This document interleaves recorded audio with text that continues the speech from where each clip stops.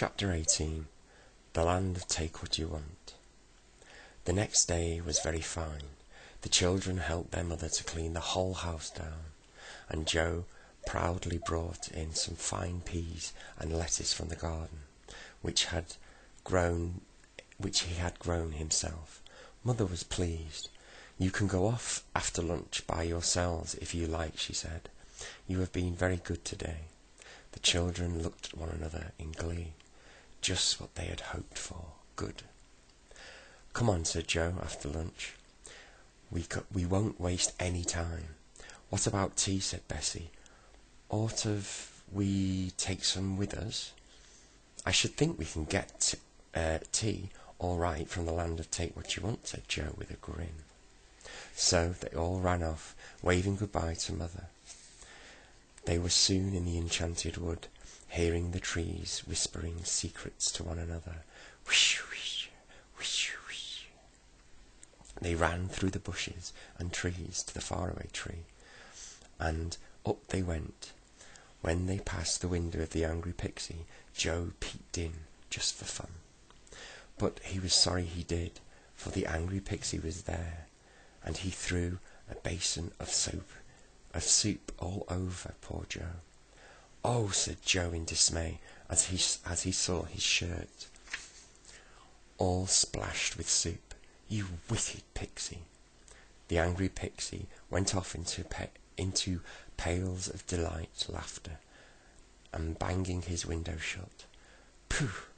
You do smell of onions now, Joe," said Bessie, wrinkling up her nose. "I hope the smell soon goes off." Joe wiped himself down with his handkerchief. They've always got a handkerchief. Joe wiped himself down with his handkerchief. He said to himself that one day he would pay the angry pixie out. "Come on," said Fanny impatiently. "We'll never get there at this rate." They passed the barn owl's door and saw him sitting inside, fast asleep. They came to Silky's little yellow door, but she wasn't in. There was a note pinned to the door which said, "Out, back soon." "She must be with Moonface," said Joe. "Now, just look out for Dame Washalot's water, everyone." It was a good thing he reminded them, for not long after that a fine waterfall of soapy suds came pouring down. Fanny screamed and dodged, so did Bessie. Joe got some on his shirt, and he was cross. "Never mind," said Fanny, with a giggle. "It will wash off some of the onion soup," Joe. They went on up and came to Mr. What's-his-name's. He was, as usual, sitting in his deck chair fast asleep, with his mouth wide open, and beside him, also fast asleep, was the old saucepan man, looking most uncomfortable, draped around with his usual saucepans and kettles. "Don't wake them," whispered Joe. "We'd better not stop and talk." So they crept by them. But just as they got next to the branch, the saucepan man woke up. He sniffed hard, and then poked Mr. What's-his-name. What's the matter?" he said to his friend. "Can you smell onions?" asked Saucepan Man. "I distinctly smell them. Do you suppose the faraway tree is growing onions anywhere near us today? I love onion soup." Joe and the girls laughed till they cried. "It's just onion soup on your shirt that the Saucepan Man smelt," said Bessie. "My goodness, they'll spend all afternoon looking for onions growing in the faraway tree." They left the two funny old men and went climbing up. As they got nicely caught by Dame Washalot's second lot of water. She was doing a great deal of washing that day, and she emptied a big wash tub down just as the three children were nearly underneath. The water came pouring down and soaked all the children. They gasped and shook themselves like dogs. "Quick," said Joe. "We will go fast as we can to Moonface's house and borrow some towels from him. This is dreadful." They arrived at Moonface's at last. Old Moonface and Silky rushed out and hugged them. But when they saw how dripping wet the children were, they stopped in surprise.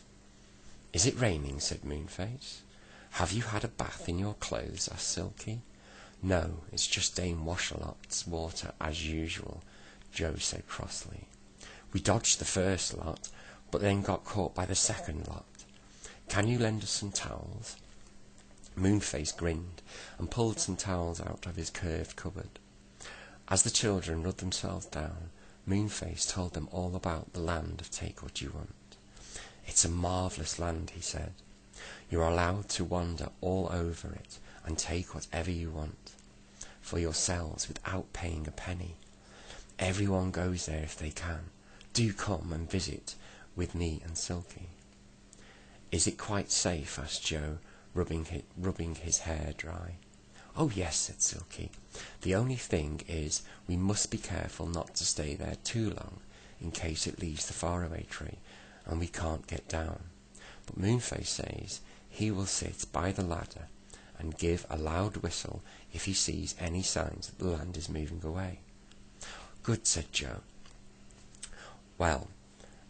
Good, said Joe. "Well, there are plenty of things we want, so let's go now, shall we?"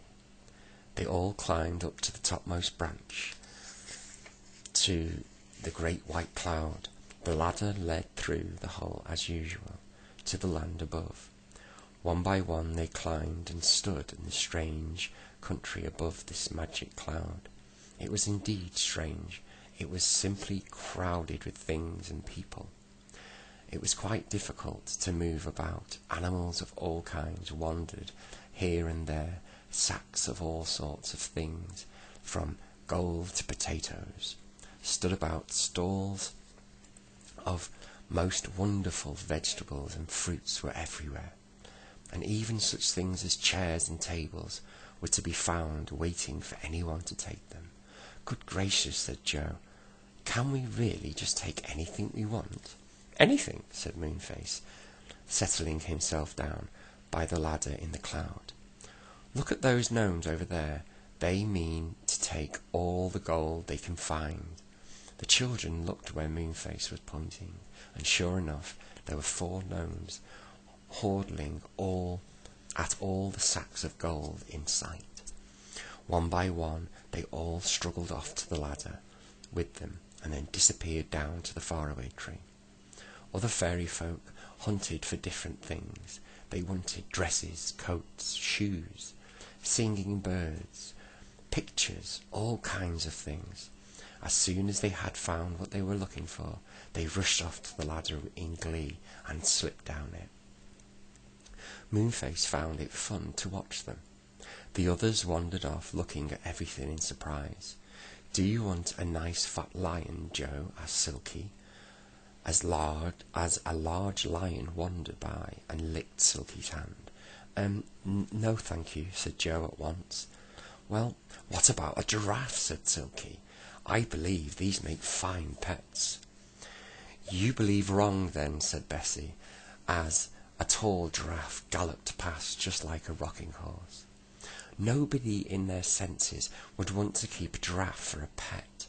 Oh, look!" cried Fanny, as she came to a shop in which stood a great many large and beautiful clocks. "Do let's take a clock home." "No, thank you," said Joe. We know what we want, and we'll take that and nothing else." "I think I should like a clock," said Silky, and she picked up a small clock with a very nice smiley face. It had 2 feet underneath, which wiggled hard as Silky picked up the clock.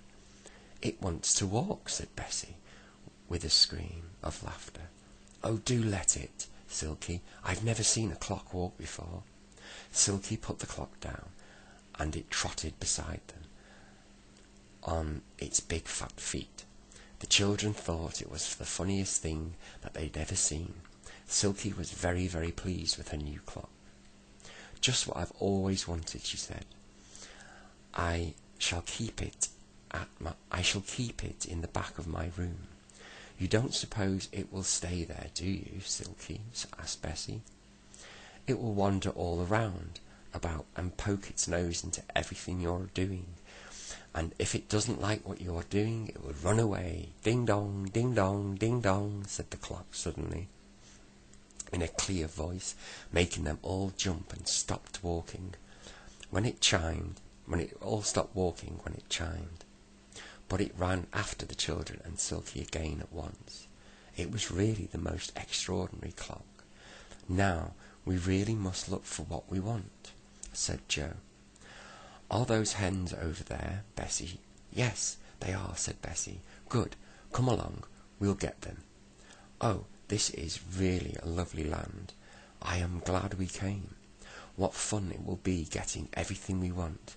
I do wonder